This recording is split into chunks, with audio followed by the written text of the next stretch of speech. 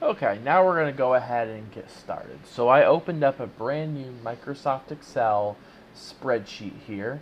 I also zoomed to 120% so that way you guys can see a little bit better. I would also recommend, if you haven't done so already, changing the video quality to 1080p, just because otherwise it's going to get a little blurry. Okay, so the first step in creating this workbook is we're going to create the first worksheet, which is this will contain the consolidated data with titles, column, and row headings, formulas, and formatting. It's also going to represent the format used on each of the individual locations, which will copy to 3 other worksheets. So we ran Microsoft Excel, we created a zoom here. We're going to change the theme to mesh. So right over here to mesh. And if this isn't coming up for you, for whatever reason, you can, if you click up here and you type in themes, it will come up with other things as well. So mesh theme. So we applied the mesh theme to the workbook. Now we're going to drag the bottom boundary of row heading 4 down until the row height is 51. So we're going to click row heading 4, and we're going to drag it down to where it's 51 or 68 pixels. Then we're going to take column A, and we're going to do the same thing. We're going to make it 18.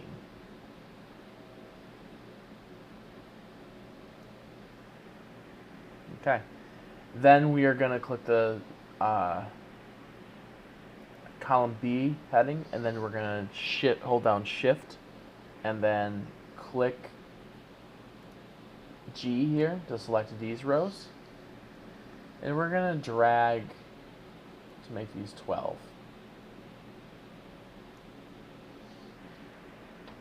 And then we're going to deselect. So we just modified the row height for row 4, as well as the row width of A to 18, and then B through G to 12. So we started formatting the worksheet. Now in cell A1, we're going to type 12 tone concert venue. Then I press enter. Consolidated expenses worksheet. Okay, we'll press enter twice to go down to A4. And we're going to type expense category. Okay, now we're going to go down to A5 and type payroll, benefits, security, rent, utilities, maintenance, advertising, and administrative. So that's A1 through A12. We skipped A3.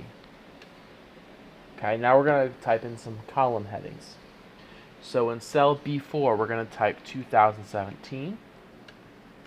Then we'll go to C4, and we're going to type 2018. And then we're going to press Alt, Enter, projected, Alt, Enter, percent change. So what I did was I separated these lines into separate lines, and instead of pressing Enter, which would get me down here, I held down the Alt key next to the space bar, and then pressed Enter. So Alt and Enter. Now for D4, we're going to do 2018. Same kind of thing. 2019, Alt, hold down Alt, press Enter. Projected. Alt, Enter. Percent change. Then we're going to F and type in 2019. Then G is average. Average, Alt, Enter. Percent change. So those are our column headings. our column titles. So in previous modules, you used the fill handle to create a numerical series. By entering the first two numbers in the series, Excel determined the increment amount and filled the cells accordingly. There's different types of series. We can do a date series, which you've done in the past, where we type in January and it would fill February, March, April, etc. An autofill series, which would just go 1, 1, 1, 1, 1. A linear series like 1, 2, 3, or 2, 4, 6, or 3, 6, 9, etc. And a growth series that would multiply values by a constant factor. We're going to create a linear series. So while we create the consolidated worksheet in this module, sample data is going to be used for the 2017 expenditures, the 2018 projected percentage change, and the 2019 projected percent change values. Because entering sample data, it will create that placeholder content and assist in the layout of the consolidated worksheet. And then we'll be working with that later. Okay, so we're going to select B5, and we're going to type in 1, and then press enter. Now we are going to click on B5 here, and we're going to hold down the control key. So you'll see that it's got a plus and then a smaller plus right on top of it, or right near it. Then we're going to drag 1 down to 12 here.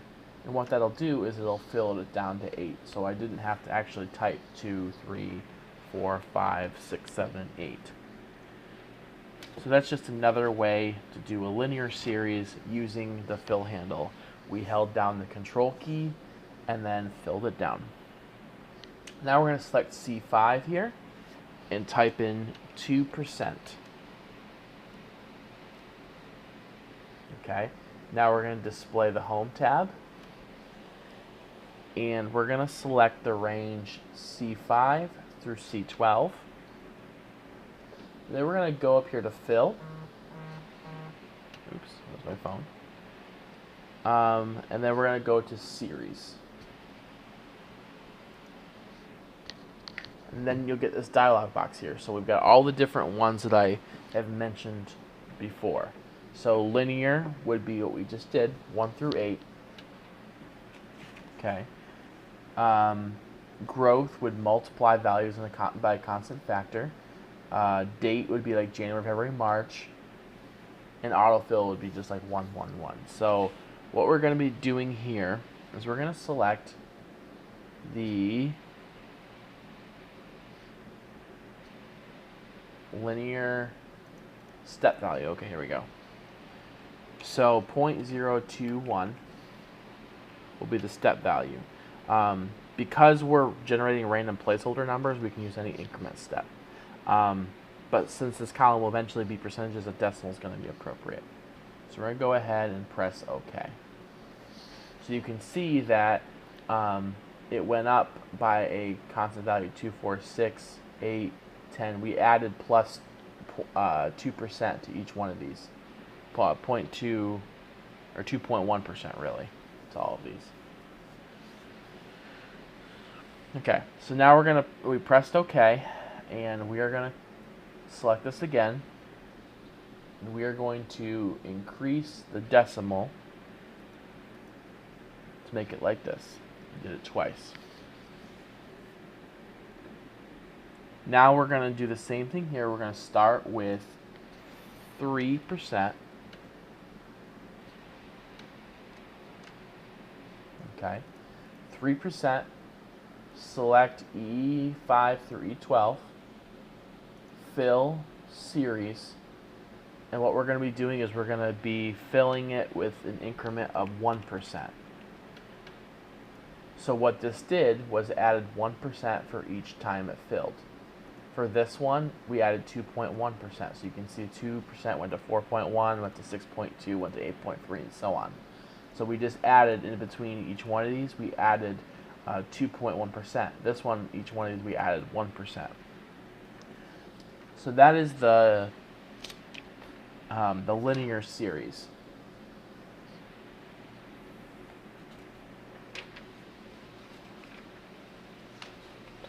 In our next video, we're going to be using formulas, the date, time, and round.